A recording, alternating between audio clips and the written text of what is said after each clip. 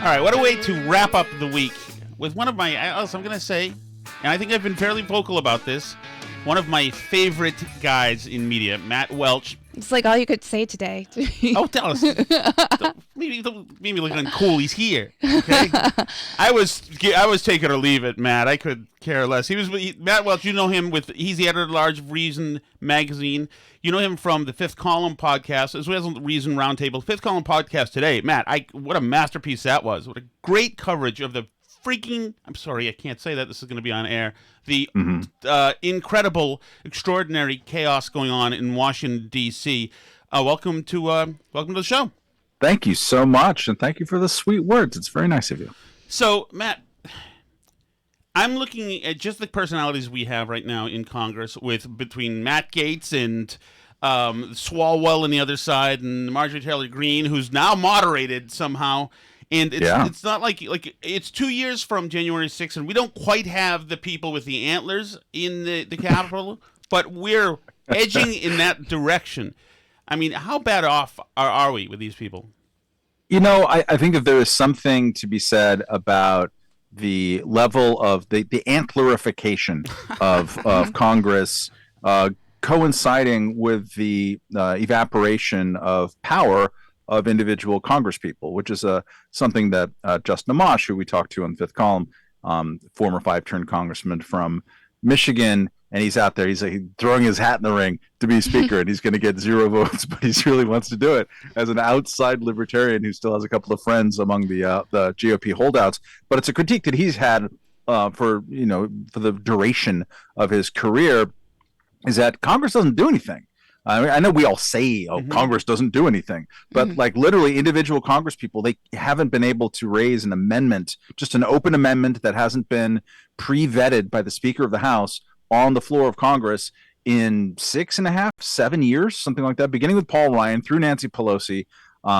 Presumably that might get changed maybe with whoever ends up winning the speaker contest on, what's it going to be, December 21st, 2023 or 24 or something. It'll be right before they have to pass the end of the year Cromnibus 9 trillion page, $9 trillion bill. They'll finally elect a speaker. But when you don't have power, when you can't introduce a bill, you're not legislating. You're basically left with, okay, you can hold some oversight hearings.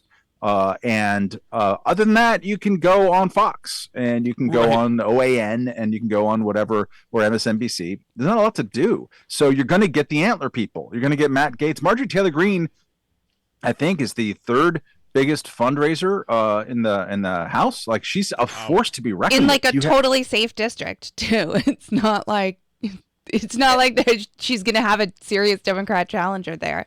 Yeah, and so, I mean, in a party which is prone both to like ideological schisms over real questions, those could be ideological questions or they could be process questions in this case, and they also have a nihilist streak and have had one for quite some time, but the Trump era probably personifies that more than anything else. People who just want to burn stuff down. That's not a recipe for a whole lot of governance with a very slim majority. So I think it's going to be pretty clown car-ish here, not just for over the next hour and day and week and whatever, but for the majority of this time. I suspect in their hearts of hearts, there are quite a few Republicans who wouldn't mind somehow still being in the minority, because it's really easy, a lot easier when you just can oppose things rather than have some kind of responsibility for governance. So we're going to see if there are anybody who could figure out the responsible mechanics of governance. I don't have my fingers crossed. I mean, and I tend to be skeptical of the argument that like it's so dangerous that we don't have a Speaker of the House right now. Like, I think we'll survive until they figure this out. But I do think that like this looks really bad to normal people. I kind of thrive on the chaos because I enjoy it and I like the news cycle. But like my normal friends are like, why can't the Republicans get it together? What is wrong with them? Why are they doing this? What is even going on? And like, I mean, like what is the GOP, like, what does this mean for them right now? I think it personifies why they managed to take a situation that was so structurally favorable to them, a midterm election, first term, unpopular president, with a ceiling on his popularity at a time when inflation was high. We've had bad indications on all kinds of societal things going back pre-COVID, but there's this sort of sense of upset. People, men in particular, but a lot of people just of working age are not working. So our country is weird. It's in a weird place. And so Republicans, by all lights, should have retaken the Senate, should have gotten a lot bigger of a majority in the House, but they didn't because they're Republicans right now. And Republicans right now cannot stop themselves from pulling a Dick Cheney and just shooting themselves in the face. Part of it is over stuff where they genuinely disagree with one another. Part of it's temperamental. Part of it is just the pure Trumpness of the party, which is on the wane, obviously, right now. In fact, this week really underscores that because, Trump's out there saying, elect McCarthy. And the poor New York Times is trying, and other people are trying very badly to kind of understand what these holdouts have. And they're like, well, they're the hard right.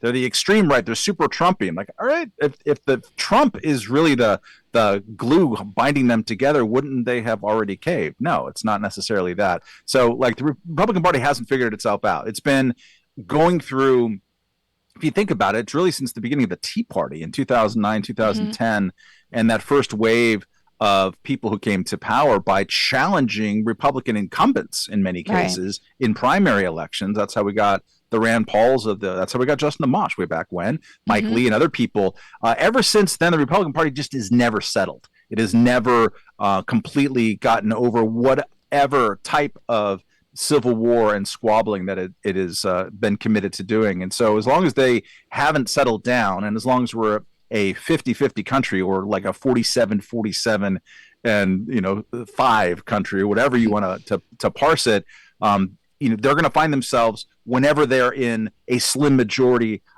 absolutely be clowning themselves. And to finally answer your question, of course this is going to look crazy to normal people, and they're going to say, we can't just vote for Republicans even if the Democrats are screwing up, because this is what they give us. So that's where we are. You and I, Matt, are Generation X. We kind of grew up drinking in the woods, that kind of thing. And there's a couple things you learn about people is, like, one, people who are really wasted and have shark eyes, to stay away from them. And then you can also recognize people who are just organically stupid. And I'm sorry, McCarthy is stupid. Everything about him tells me that this is a man who is not carrying around a lot of intellectual heft. He's maybe he's a nice guy, maybe he's charismatic, but wasn't there a time when big brains would be at the nucleus of the body? I mean, it's remarkable that you put it that way. It's not that I live in Washington and I don't report all that much on Capitol Hill, but I know a lot of people in politics, including some of the people who are in the muck this week, and it's unanimous. The verdict on Kevin McCarthy is, and I also know a lot of people from Bakersfield as well, right? And so they've known him for a long time. Everyone says the same thing. He is not smart. Amash told us last night, and maybe it's because he's out of power and getting his drink on, although he's not, he doesn't drink. But that look, he's not bright.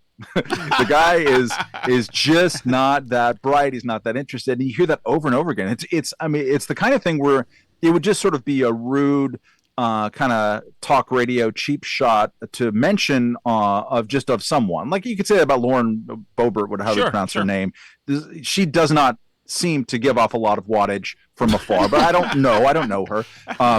It's kind of a mean thing to say, but everybody says this about Kevin McCarthy. People who know him and who are voting for him, I know people who have voted for him each of the 10 times, and right now we'll probably vote for them an 11th time as we're speaking, who will tell you, oh my God, that man is dumb. Yeah. So they're not sending their best. Right. And he's my guy, right? I'm a Republican, so he's supposed to be in my team, etc.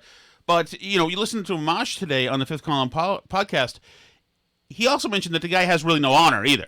Like, he's dishonest. He'll turn on you in a second. He's just trying to, he's on the ascent, and there's no real soul to him. So there's, like... But what does it say about the Republican Party that he's the one who can get the most votes in the party right now? Like, nobody else is doing better at the moment. So, what do you do?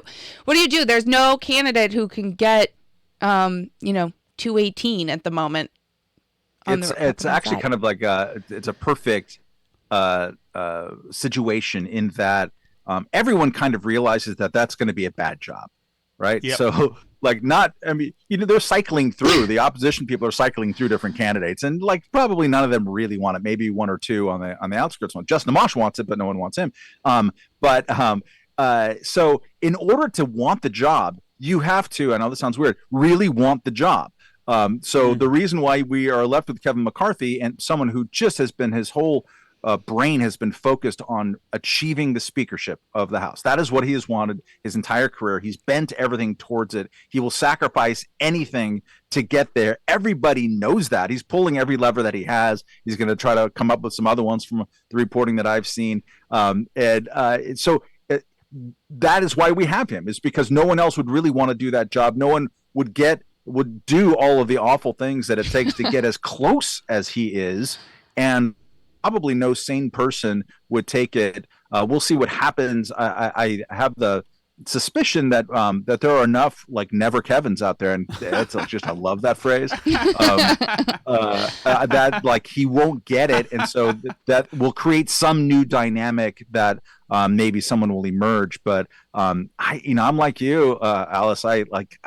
I'm enjoying this. I'm enjoying this probably a little bit too much. I'm not a Republican. I generally don't like to watch Congress. And you'll even see, and Lauren Boebert, who I mentioned before, in a speech that she watched earlier today, she said, you know what, this is fun. Because we're actually talking and debating about things in ways that we normally do not.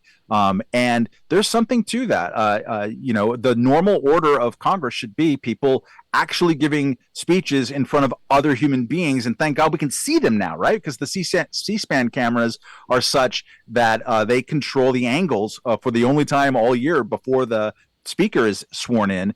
And so we could see them, AOC talking to Paul Gosar over there. Like, what the hell is that one going to be all about? Isn't that interesting? That's great. An odd one, yeah. As a matter of fact, it's funny because I got a call on the radio show today from somebody saying, "Did you see George Santos back there slumped in his seat? Isn't he a disgrace?" And to me, no, he's a perfect sign. That's what the label should be. This is what you wanted. This is the conglomerate of everything that we've asked for. A liar, a duplicitous guy there's nothing to him. He's absolutely perfect. He's blank. I mean, he's the he's whatever you want him to be. I'm trying to write a piece about him this week. But like those pictures from the first day when there is Jim Newell from Slate described it as like a radius of emptiness around him. Like no one wanted to come close. And he has just this blank face, and he's kind of staring off into the distance, and then occasionally looking down unconvincingly on his phone. It is like it's a portrait of existential absence. There's nothing there. The lights are not on. It's tremendous, and you're right. It is a symbol of our times. Not a great one at all, but I think there's no harm in us enjoying it. And I genuinely hope that we can rebuild the beginnings of a political culture that would find a pretty normal way to eject people like him, just to either shun him totally or convince him to resign, or just be able to develop some kind of outrage aside from how Marjorie Taylor Greene tweeted out at the end of December is like, well, Democrats are big fat liars if they're trying to say that they're outraged by George Santos, because look at this lie, look at this lie. It's just the whataboutism that we engage in with two-party politics, which is really dreary. You have to be able to say, like, okay, dude's inventing Nazi persecuted grandparents, a mom who died on 9/11, and employees who died in the Pulse nightclub shooting. We can go ahead and expel him from polite society and just point and laugh until he runs. Right, and yes, and he's also LGBTQIA plus until he's not. You know that you got it. Is that another number or digit that needs to be added? The one that negates all the others beforehand. But I think like Marjorie Taylor Greene has a point though, right? Because the Democrats do stick together, and maybe I just think this because I'm a conservative, and I'm sure Democrats say stuff like this too, but they'd stick together, and like they would never have this, I feel, this speaker vote debacle, like because they get it together and they do stuff and get it done, and they hold their coalition together, and Republicans just don't. And like we saw it in 2016 with Trump, where like my bias is sort of always toward when I'm predicting what's going to happen, that the establishment always wins. That's sort of my mantra. And in 2016, they didn't. They couldn't get rid of Trump no matter what they tried to do. He just wouldn't go away. And, you know, when you watch the Democrats in 2020, their establishment did win. They said, Super Tuesday, all you people get out and we're done. And Biden's it. Goodbye. Like, this is what we're having. And everybody just like sat down and got in their seat and did what they were supposed to do. And like, I don't know what it is, why the Democrats have that and the Republicans don't anymore, at least, seem to have that type of institutional control over their party. Well, I think it runs on a pendulum like a lot of things do in two-party politics. So keep in mind, you know, 1% or so of people left of center voted in 2016 for Jill Stein, because Democrats had run things for 8 years. The establishment candidate won, and there was a lot of kind of restive political upset on the progressive left, and it wanted to express itself. And maybe some voted for Gary Johnson as well. He got 3.3% of the vote, so that had to come from somewhere as well. So when a base is feeling ignored, they're going to express that in some way. But then when they have their nightmare of nightmares win as a result of any defections, that is going to discipline people for a cycle or three. I mean, Democrats, you see this right now. I mean, people in media, elected Democrats themselves, other people, why are they constantly trying to say Ron DeSantis is just as bad as Trump, right? He's not worse. If not worse, he's gonna, the white supremacists, he's channeling the Nazi ideology. They're like they want to use Trump forever because Trump is good for their business. So because it scares people into line, and when people are scared, they are going to be very, very disciplined. I think there is something kind of disgraceful in comparison in the way that Democrats have been unified, that the squad has been tamed, like Bernie Sanders has been tamed. The Democrats who have been most likely to wiggle away and break ranks over the last couple of years have been who? It's been Kyrsten Sinema and it's been Joe Manchin. It has not been the progressive left. And at some point, when the threat of Trump really fades away, I think you will start to see those ranks start to break on the Democratic side. The unity will fracture. Do you think that the evil specter of Trump is transferable to DeSantis? No. No, I mean, I think it is professionally. I mean, that's going to be hitting fundraising emails. Right. It'll keep the Lincoln Project people in the money for a while at least. They might have to shed some staff. But as a big motivating factor for the electorate, no. And especially after the midterm debacle for anything that Trump touched. And for the election denier type of people who were running for Secretary of State, all these things, none of that worked. There's only one person who even acted super Trumpy after losing. That was Kari Lake in Arizona. People are kind of tired of it. And people include Republicans, by the way, who are tired of it too. So, you will still see that playbook being used, but I don't think it's going to be a very effective rallying cry if, the other trends that we see in the economy, in American life, in society, if they don't get a lot better sometime soon, then there are going to be people who are willing to vote against Democrats because they're not delivering. Yeah, and as you're speaking, I also think that somebody like DeSantis is actually articulate, and it's harder to misconstrue or just take all context out of something that he says. Where with Trump was so badly spoken that all you had to do is reprint his headline as spoken, and that's all you needed. There are very fine people on both sides. Really did have context, but that's also a quote.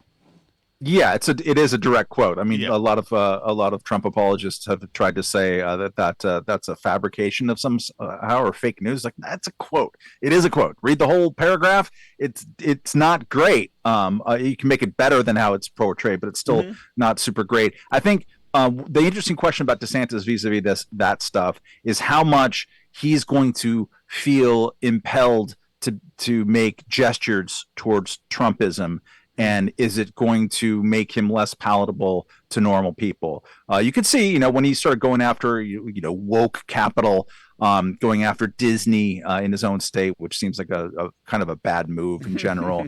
So it seemed to work out okay, I guess, in the end. I mean, he won, but I mean, he didn't campaign on that for re-election as governor. Right. Those were moves that he made towards national Republicans. His even I would say the biggest kind of Trump adjacent thing that mattered that he did as governor was the education bill about what you can teach and how you can approach those things. Except and even don't say gay bill. Which is not what it was, but it will be when this next election cycle starts. It will be, but even then, it was sold domestically. Yeah.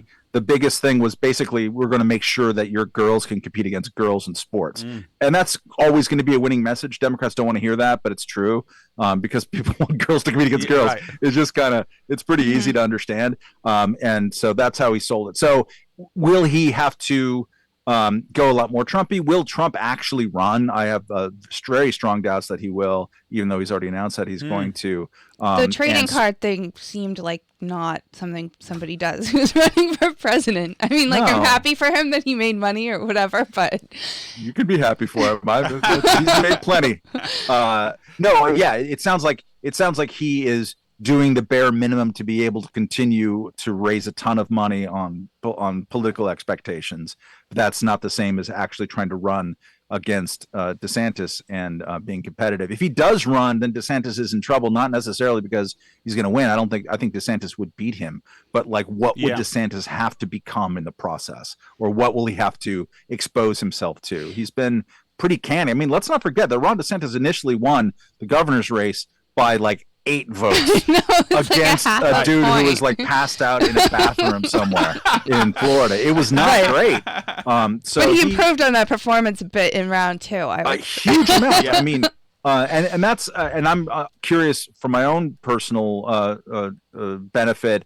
If you look at the people who really overperformed in the 2022 elections, governors especially. Usually those people were who? It was Ron DeSantis, it was Jared Polis in Colorado, much more than people expected him to. Most of those people were people who tended to be, from my perspective, good on COVID. They were against lockdowns. They were pretty forcefully like, hey, we've got a vaccine now, let's get back to normal, which Jared Polis, to his credit, was one of the rare Democrats who was like that. So is that going to have potency in 2024 in that process? I think that I want to believe that it will, especially when it comes to schools and school choice and things. Oh, yeah. But I don't think people care anymore. I think people's political memories are like super, super short.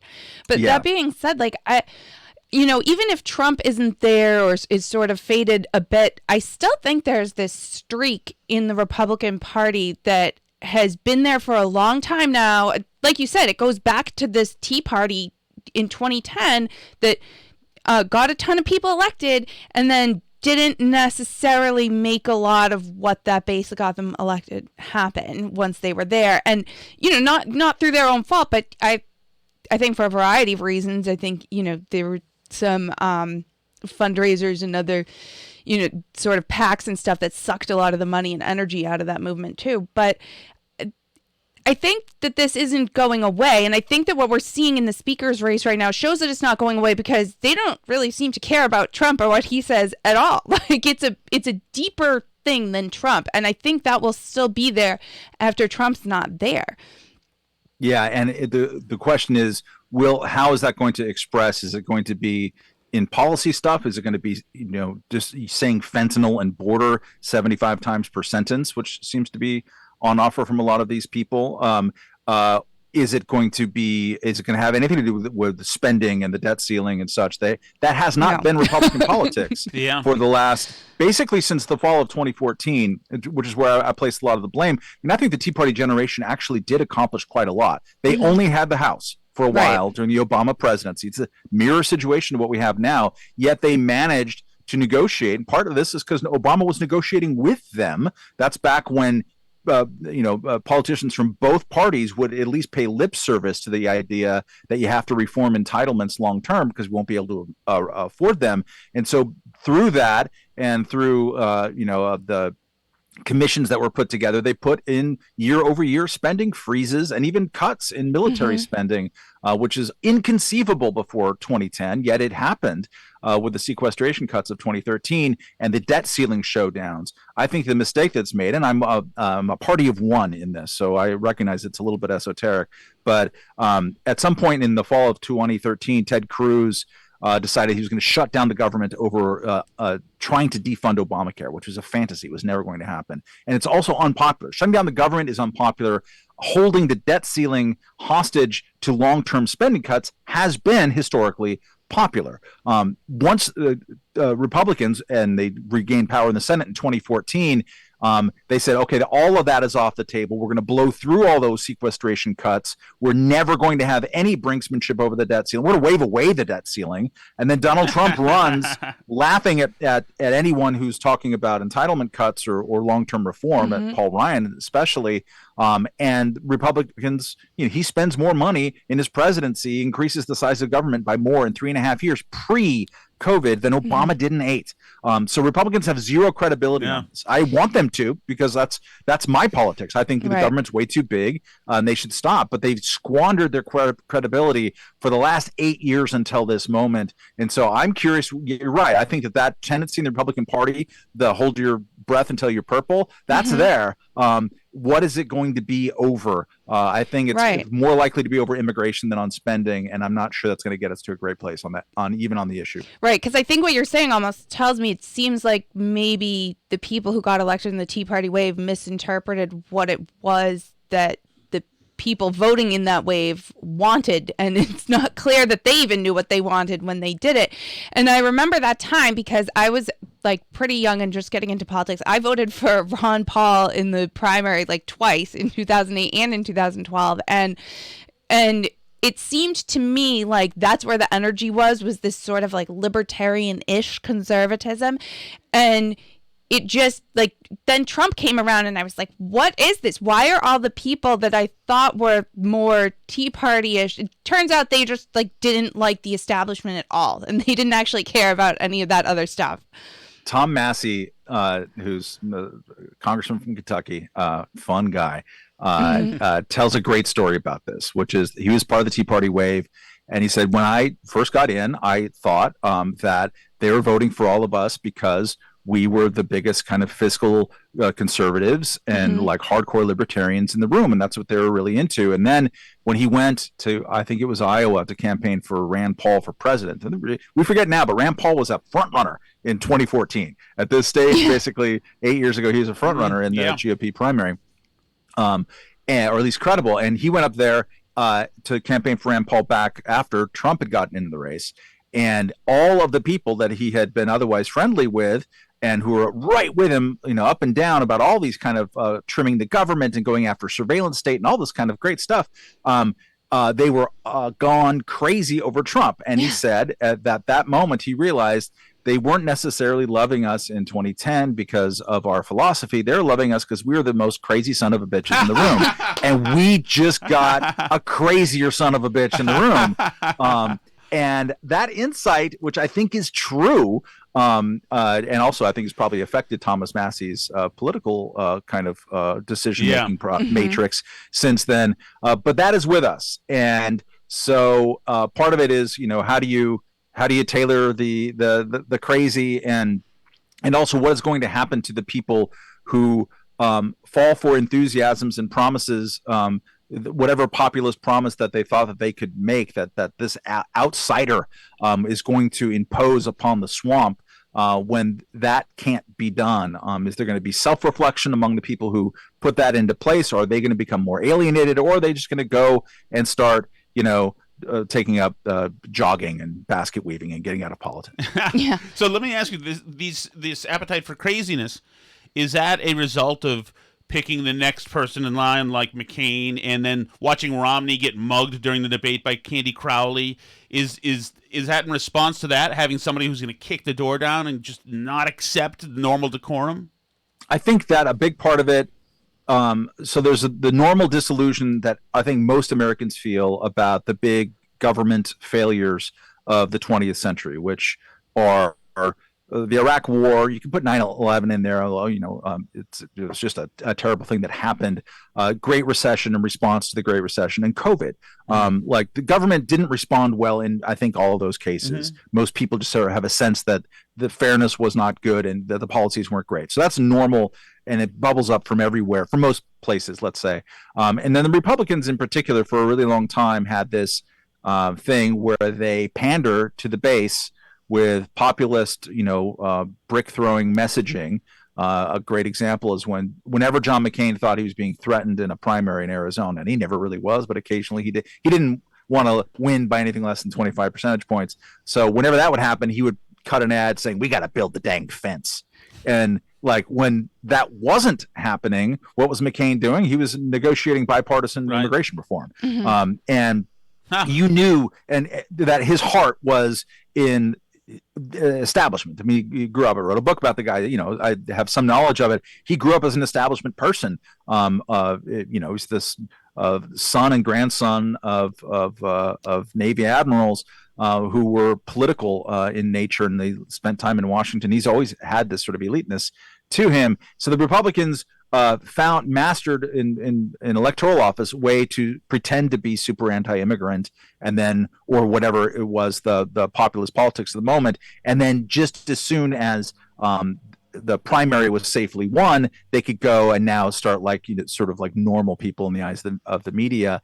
And you watch that dance enough and you get disillusioned with it, and you become very, very susceptible and an open audience to someone who actually signals. It's not even that his words can get taken out of context. The whole point is that you're bringing the Elephant Man to a beauty pageant. You're saying, yes, he is that ugly, because your whole thing is disreputable. I like that about him, so maybe he's going to deliver on the promise, and he's not just going to build the dang fence. He's going to, have Mexico pay for the wall. And when that doesn't happen, and it didn't happen, that is an interesting question of what happens next to the people who fell for his version of populism. Right. And recognizing that Donald Trump, and this is something that a lot of his supporters fail to remember, is that after Mitt Romney lost in 2012, Donald Trump blamed it on his harsh anti-immigration stance, because Mitt Romney won. He said it was too strong, and it alienated Latino voters. And then Trump thought about it for a while and said, "Oh, this can work." And it ended up working out for him. So, I don't know where that's going to go, and I don't know if that's going to be the issue. But it sounds like, just judging from the speeches, that in addition to really interesting and serious process questions, I invite everyone who thinks that all the Republicans are acting like clowns this weekend, the rebels, to go watch Matt Rosendale, I think his name is, from Montana. Watch his speech from today. It is a very accurate, stunning indictment of the way regular business has done badly in the House of Representatives, and why that should change. And it's pretty hard listening to him thinking, I want to root against him. I want to root for him and what he's working for. So is it going to be what he's talking about, or is it going to be all fentanyl border all the time? So if you had to totally guess, if somebody made you put money on it, what would you say is going to who's going to be the Speaker of the House? Yeah, this is going to expose the limitations of my my thinking, but probably like Steve Scalise. I think that would be great. I love Steve Scalise. Yeah, I guess so. Compared to the, I mean, it's slim pickings. But if you end up with Steve Scalise, then I commend all the 20 people who've refused to vote for Kevin McCarthy all this time, because that's like a win to me. But he's not dumb like Kevin McCarthy is, just actively dumb. He's not as venal, I don't think. I don't know him that well, but yeah, he just doesn't. He doesn't exude the kind of sliminess that McCarthy does. And if indeed the Matt Gaetzes of the world say they're never going to vote for McCarthy, then we could be doing this for a while, and at some point they're going to need to go towards somebody else. This thing with just thinking about Matt Gaetz and Marjorie Taylor Greene and the Swalwell on the other side, and the Ayanna Pressley, who you had a hilarious line about, by the way, on the Fifth Column podcast today, which the other guys stepped on a little bit, but it's download the Fifth Column podcast, everybody listen to it, you'll hear it. It just in the both sidesism, once again, I mean, we've seen this in everybody on Twitter, in the tribalism, it's just so unoriginal. And I'm like, I talk politics for 4 hours a day, and I look at this squad, and I look at all our idiots on my side, and this and that, and I'm like, why am I not like eating mushrooms at Burning Man? Why where's the joy in this anymore? You should. Yeah. You absolutely should.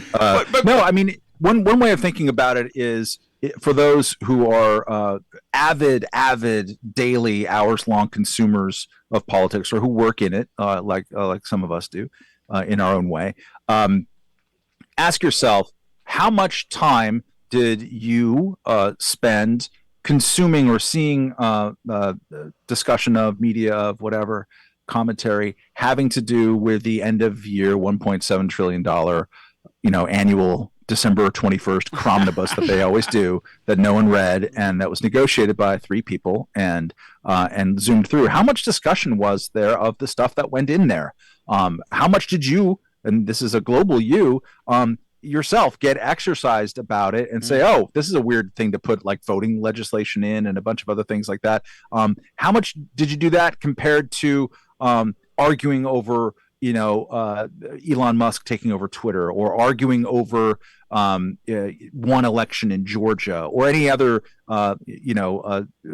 dog chasing squirrel political moment?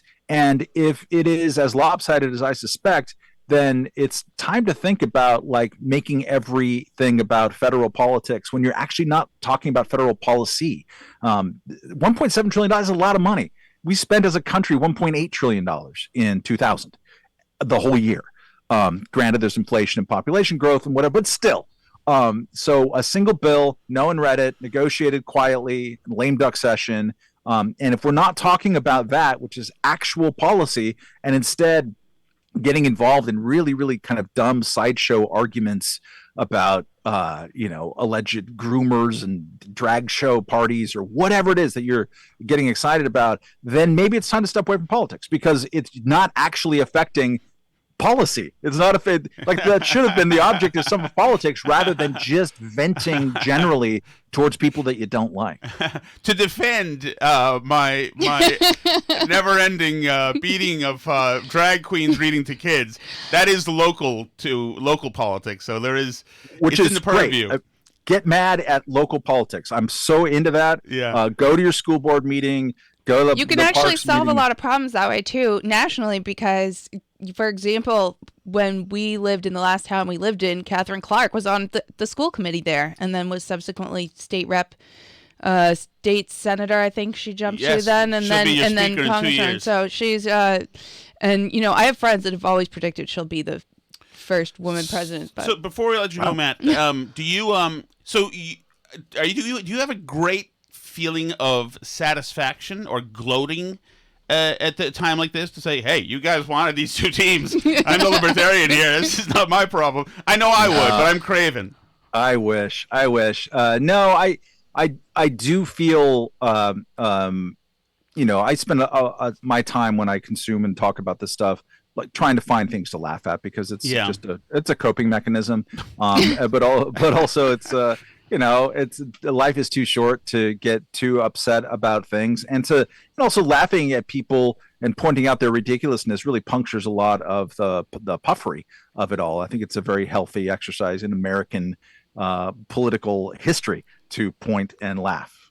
Mark Twain, H.L. Mencken, they had some good ideas there. Check them out. But I have been feeling a sense of kind of long-term and very unusual for me glumness, basically over the last 7-8 years, during the resurgence of populism on the left and on the right, and not just in the United States, and globally. It might be on the wane a little bit now. There's some preliminary indications that it's on the wane, but populist politics are never, or at least almost never, things that are going to be friendly to stuff that I hold dear. And it makes things more stupid. It makes things more tribal. It makes people more upset.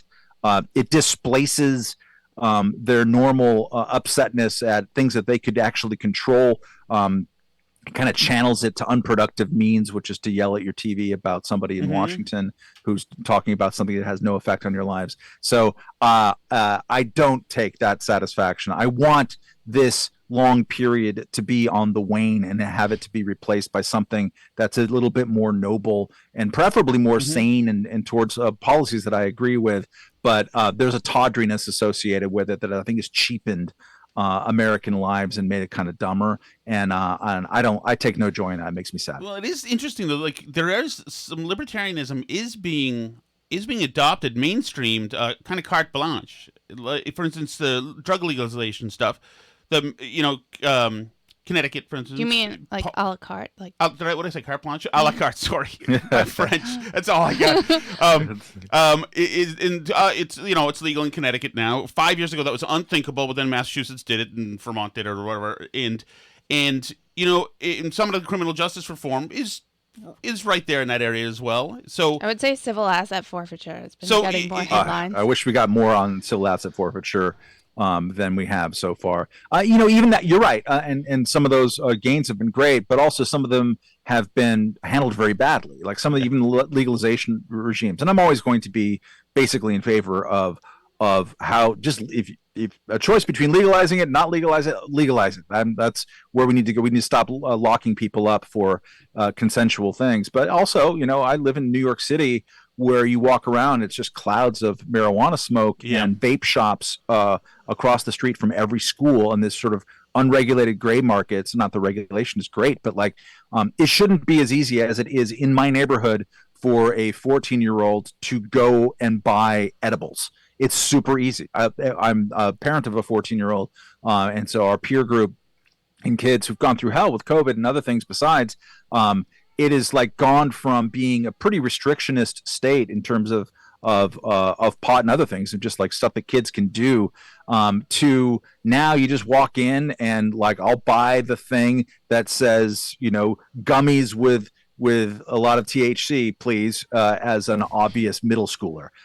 So it hasn't been all that great, and some of the drug reforms in places like in San Francisco have been really botched.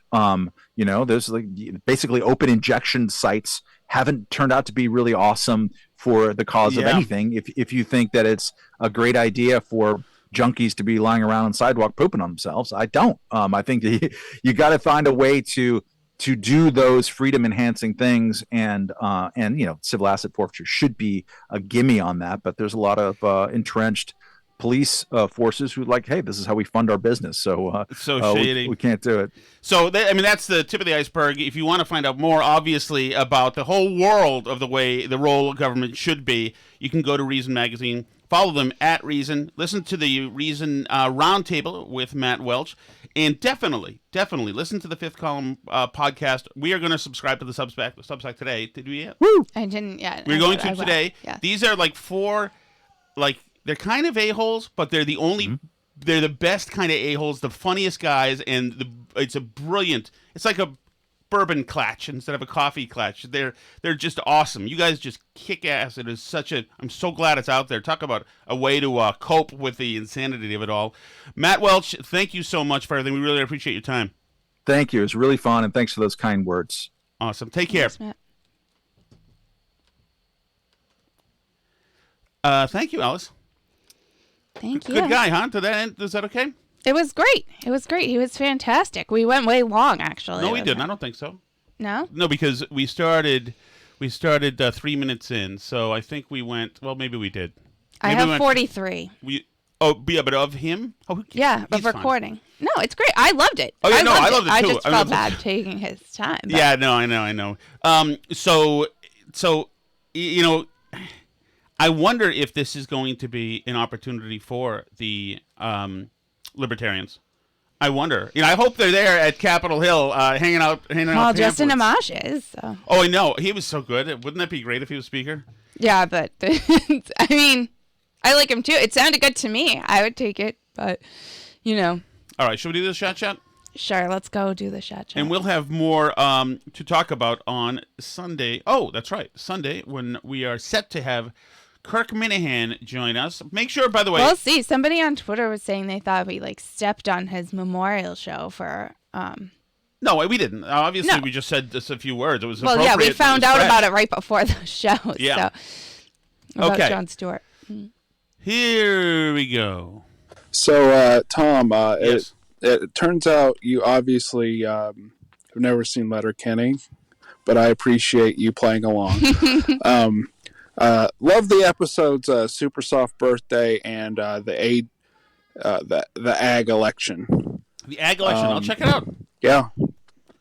Thanks. I'll check it out. Justin, thank you. Hey, Tom and Alice. Just Hey. want to say it's nice that Sally is trying to figure out how to pit you guys against one another with apps and Instagram and all that neat stuff. Yeah. As a father of a 17 going on 18-year-old right now, at the age of 13, it was almost like somebody turned a switch on my daughter. Yes. This is more geared towards Alice than Tom. Mm-hmm. Good luck. Just remember, they still love you. It's just a rite of passage.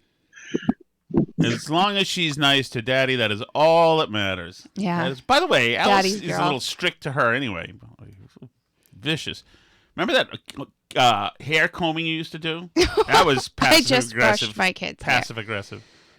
It's not passive. I'm so glad that Alice Tim. revealed the true story behind Tom's issue with his quote-unquote face cream. But I'm also looking forward to the next time Tom is complaining because his teeth hurt, and we find out that Alice was actually spackling the roof with leaves. And because she put the can down for 2 seconds, Tom decided to brush his teeth. I'm thinking that we might have a reality show here. I want to see some cameras in that house. And no, Tom, I don't mean OnlyFans. Oh my goodness, that is. By the way, it's incredible, Alice. My skin is still raw. This is dead. It's Have like you acid. tried some coconut oil? I'm like Poroshenko or whatever, that guy who Putin poisoned. Have you tried some coconut oil? No, not yet. I'll help tried. you. I just tried. I don't trust you anymore. I'm sorry about that. All right, want some noise? Thank you so much for listening, everybody. That was really fun seeing Matt Welch. Obviously, follow him on Twitter and Reason and all that. You can find us and our Patreon live streams and extra content at patreon.com/burnbarrel. You can also always find the show for free at burnbarrelpodcast.com with all the different places to listen on YouTube, on Rumble. You can record chat messages there, all that good stuff. C'est la vie.